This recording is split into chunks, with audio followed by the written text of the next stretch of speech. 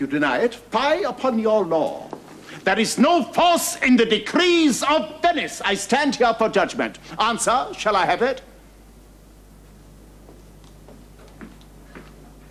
Upon my part, I may dismiss this court, unless Bellario, a learned doctor whom I have sent for to determine this, come here today. My lord, there stays without a messenger with letters from the doctor, and you come from Padua. Bring us the letters. Call in the messenger.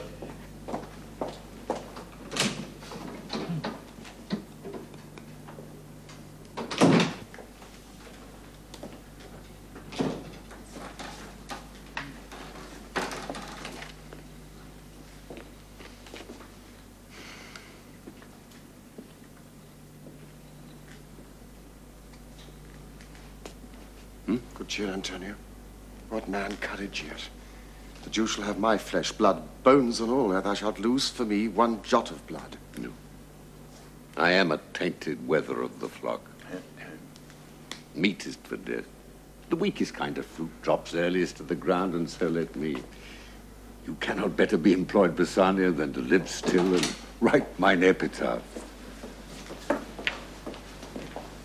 Came you from Padua, from Bellario? From both, my lord. Bellario greets your grace.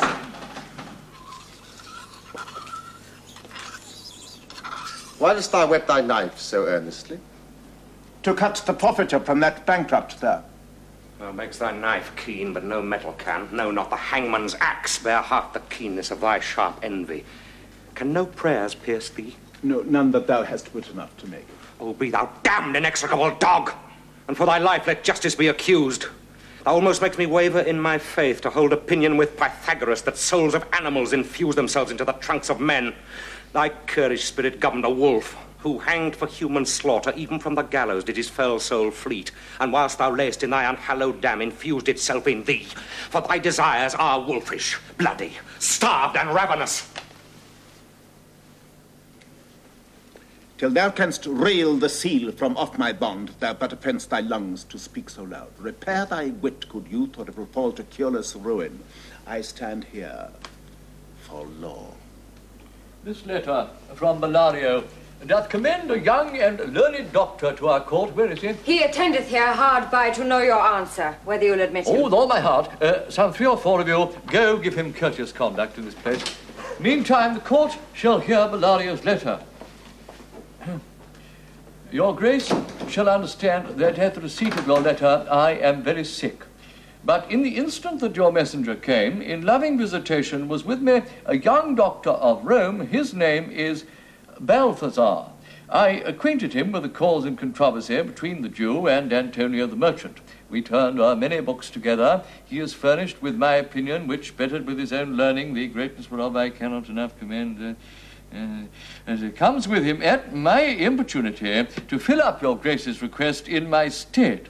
I beseech you, let his lack of years be no impediment to let him lack a reverent estimation, for I never knew so young a body.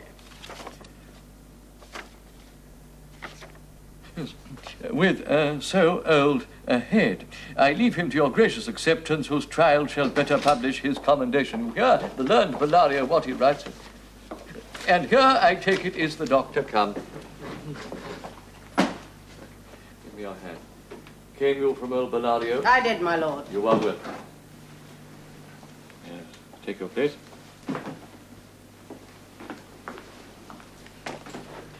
Are you acquainted with the difference that holds this present question in the court? I am informed truly of the cause. Which is the merchant here and which the Jew? Antonio and old Shylock both stand for. Is your name Shylock?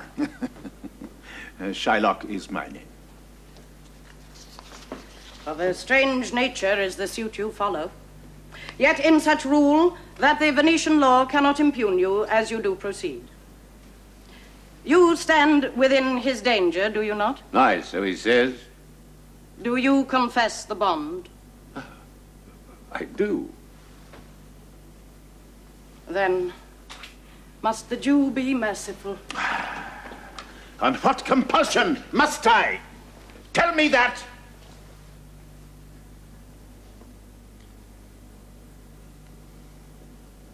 quality of mercy is not strained. It droppeth as the gentle rain from heaven upon the place beneath. It is twice blessed. It blesseth him that gives and him that takes. 'Tis mightiest in the mightiest. It becomes the throned monarch better than his crown. His scepter shows the force of temporal power, the attribute to awe and majesty, wherein doth sit the dread and fear of kings. But mercy is above this sceptred sway.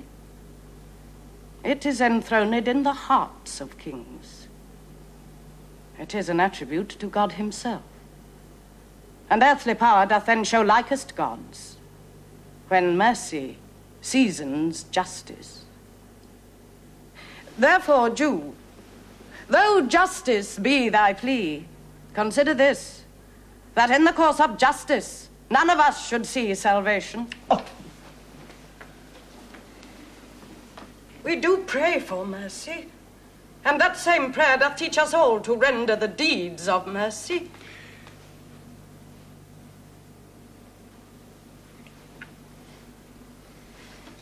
I have spoke thus much to mitigate the justice of thy plea, which, if thou follow this strict court of Venice, must needs give sentence against the merchant there. My deeds upon my head, I crave the law, the penalty and forfeit of my bond. Is he not able to discharge the money? Yes, here I tender it for him in the court, yea, thrice that sum. If that will not suffice, I'll be bound to pay 10 times more on forfeit of my hands, my head, my heart. And if this will not suffice, it must appear that malice bears down truth. And I beseech you, wrest once the law into your authority to do a great right, to do a little wrong, and curb this cruel devil of his will. It must not be. There is no power in Venice can alter a decree established. 'Twill be recorded as a precedent, and many an error by the same example will rush into the state. It cannot be. A Daniel come to judgment. Yea, a Daniel, O wise young judge, how I do honor thee. I pray you let me look upon the bond. 'Tis most reverend bond.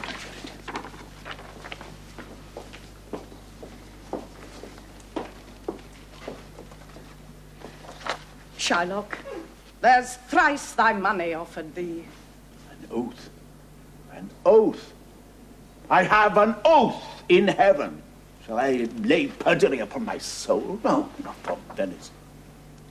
By this bond is forfeit, and lawfully by this, the Jew may claim a pound of flesh to be by him cut off, nearest the merchant's heart. Oh, noble judge, oh, excellent young man.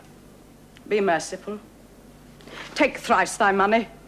Bid me tear the bond. When it is paid according to the tenor, it doth appear you are a worthy judge. You know the law. Your exposition hath been most sound. I charge you, by the law, whereof you are a well-deserving pillar, proceed to judgment. By my soul I swear there is no power in the tongue of man to alter me. I stay here on my bond. Most heartily I do beseech the court to give the judgment. Why then thus it is. For the intent and purpose of the law hath full relation to the penalty which here appeareth due upon the bond. It's very true, O wise and upright judge. How much more elder art thou than thy looks? You must prepare your bosom for his knife. His breast, so says the bond, doth it not, noble judge? Nearest his heart, those are the very words. It is so. Are there balance here to weigh the flesh? I have them ready. Have by some surgeon, Shylock, on your charge, to stop his wounds, lest he do bleed to death. It's so nominated in the bond. It is not so expressed, but what of that?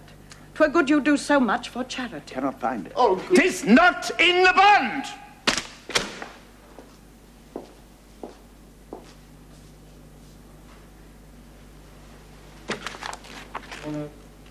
You, merchant, have you anything to say? But little. I am armed and well prepared. Give me your hand, Bassanio. There you are. Oh, now grieve not that I am fallen to this for you. For herein fortune shows herself more kind than is her custom. It is still her use to let the wretched man outlive his wealth, to view with hollow eye and wrinkled brow an age of poverty, from which lingering penance of such misery doth she cut me off. No, repent but you that you shall lose your friend.